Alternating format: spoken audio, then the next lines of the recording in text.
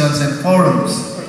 This broadens students' opportunities to learn, unlike the traditional classroom wherein we are limited to what we can get from our teachers and from the traditional books. Third is real-time feedback.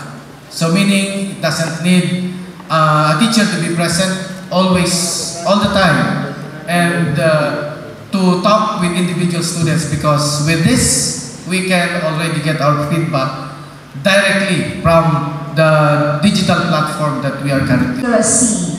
We all know that digital literacy is the ability to find, to evaluate, to create, to communicate information in digital technologies. And we are in the modern world right now where modern technology is at the core.